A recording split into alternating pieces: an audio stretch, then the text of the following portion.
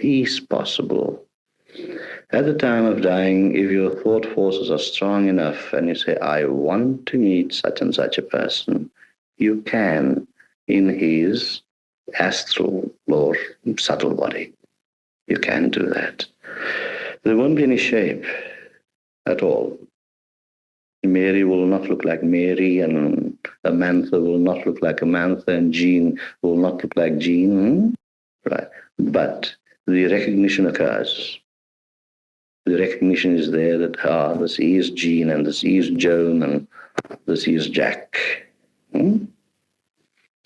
Communication takes place there. Without words. Feelings are exchanged. And one could discuss things and not necessarily help each other. You can't. Because those souls are busy working out, formulating the process, formulating the basis of the next birth. They are evaluating, and they are trying to find the vehicles through which they could be born again. Some of the Hindus believe that if you live a bad life, you'll be born as a cat or a dog or a cow, or whatever. That is rubbish. I tell them that. Evolution is always progressive. Once you have reached the human kingdom, you will never go back into the animal kingdom. But there's one thing that could happen. Imagine to yourself 4 squares, one on top of the other. Plant, mineral, plant, animal, and man. Right. Now, in the man kingdom, say this is the width. And by not performing good actions, you could be up there and come down to a lower level, but still remaining in the human kingdom. That could happen. But you would never become a cow or a donkey. Yeah. You see. Now, at the moment of death, it is nice to die consciously. Fine, it's an ecstatic experience. Most people become unconscious and do not notice that beautiful transference of oneself into another dimension. But even when one wakes up from the unconsciousness, one thing happens in a flash of a second. Your entire life is reviewed. Every happening in your life since birth, you'll see the entirety in a flash. And you yourself start judging yourself then. There's no guy sitting on a throne judging you or turning up the pages of his books. You seeing it all there in a flash, you will say, I didn't do right with that. I didn't do this right, or this was okay, or this was okay. And that will be the basis of you still going further into other lifetimes and thereby seeing the entirety of your existence since the primal atom to the stage of man at whatever evolutionary stage you are in the kingdom of man. Now, adding all these, it's a pity we can't take a calculating machine with a calculator. It would make it easier. It happens so fast. There are 2 kinds of people that takes a long time to be reborn again. One is a very highly spiritual man, and the other is a very, very evil man. The very highly spiritual man takes a very long time to be reborn because it is difficult to find the right vehicles to be born through. We choose our parents don't choose us. So the highly evolved man will take a long time to be born again. And the very evil man It will take a long time to be born again because he might not find people evil enough to be born through. Hitler, he went to a fortune teller and he wanted to know, when will I die? So the fortune teller looks into his crystal rubbish and crystal rubbish. And he says, you will die on a Jewish holiday. So Hitler asks, why on a Jewish holiday? He says, well, the day you die, it will be a Jewish holiday. You see, so in reality, there is no death. The spirit within is eternal. But we are faced with the problem of this transition, going from one room into the other, which we call death. And even that transition holds no fear. It is your own mind fearing because it is the unknown. Now, in true meditation, therefore, in the Sanskrit literatures, it was written thousands and thousands of years ago, they say, Guru bina gnana nahi. It means that without the Guru, true spiritual knowledge cannot come. And the reason is very simple. By knowledge here, we don't mean theory and the talks we have. What we mean here is the spiritual force that is imparted by the Guru, rather through the Guru, to the initiate. And that is the force and the power. And that power transforms the lives of people. Many times it's not too easy. It's not easy. Today we look for easy things. Many times it could be a lot of dirt and dross that has to be cleared away, cleaned away, dissolved. But finally, when a greater amount of clarity comes, then you start living. Now you are dead. Yes. Fine.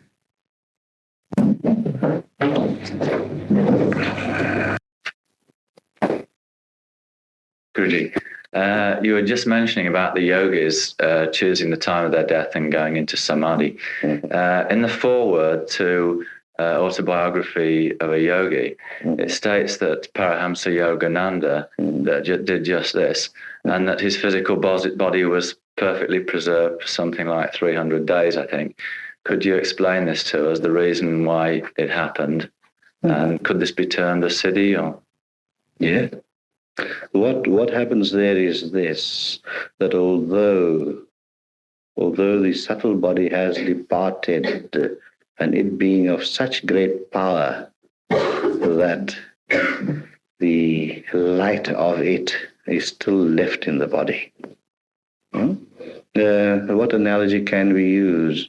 You have a heater in this room, and even after you switch the heater off, heat still remains in the room. And that is exactly what happened to Yogananda. It happened to Aurobindo and to many others, Because as I said, you can switch off the heaters, the heating system, and heat still remains in the room for a little while. Right?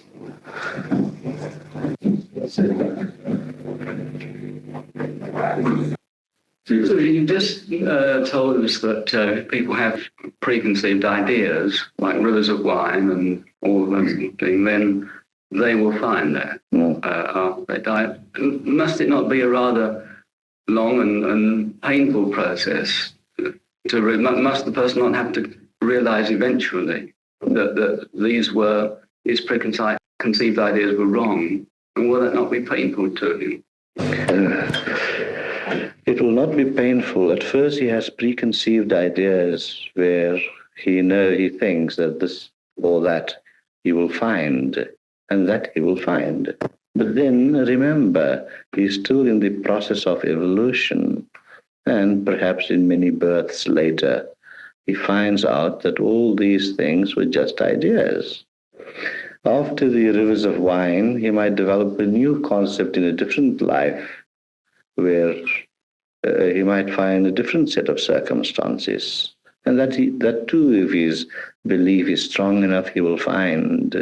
And like that, through all these various experiences, he will come to the conclusion, neti, neti, not this, not this, not this. And then he will, when he reaches that, then he will find total mergence with all that is in the cosmos. Right.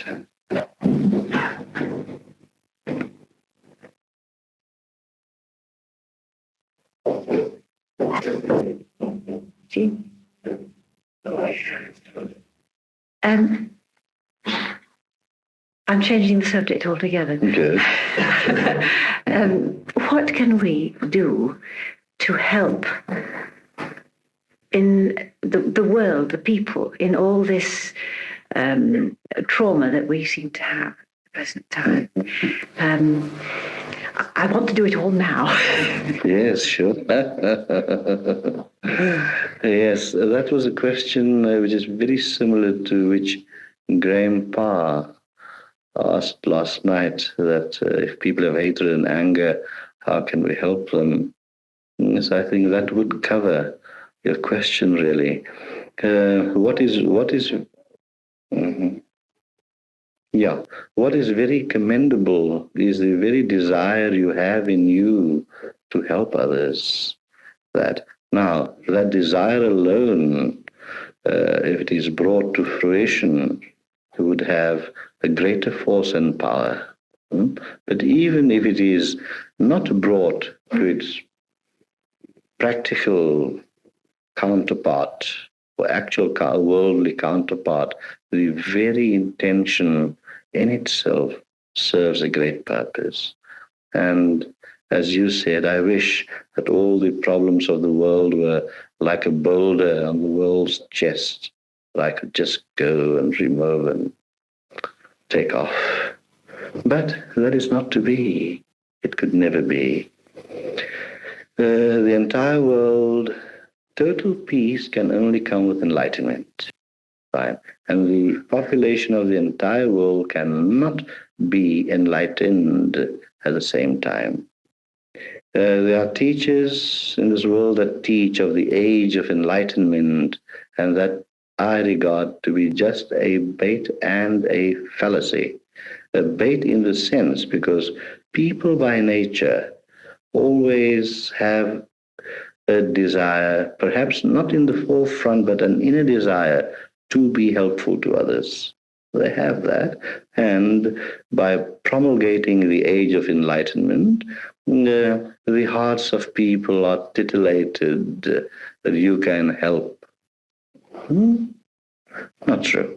Now, what happens that in this vast continuum of existence, we are just in this small little sphere.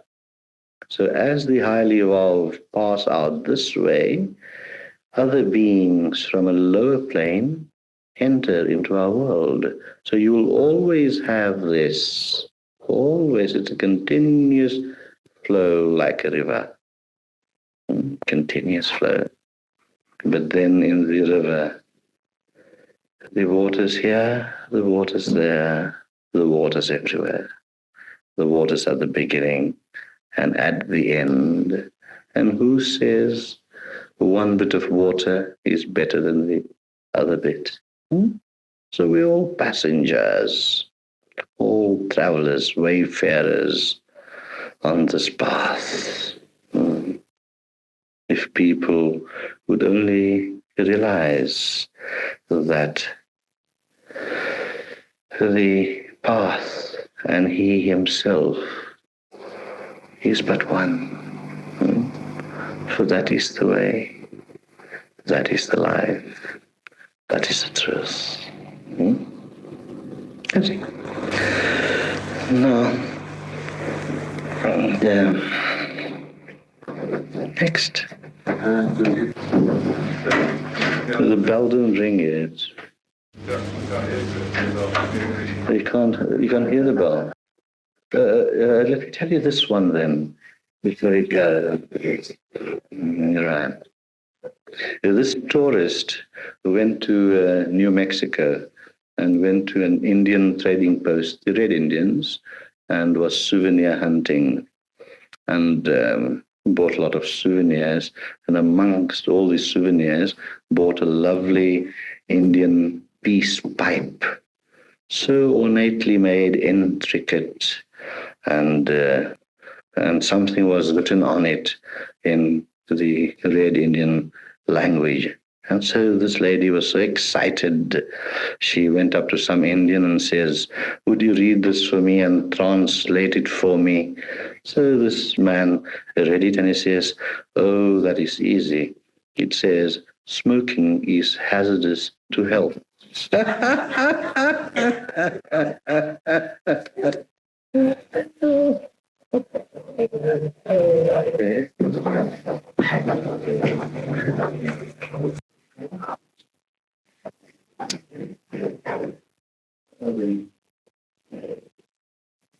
You don't technically have a shield, do you? Thank you. Enjoy that.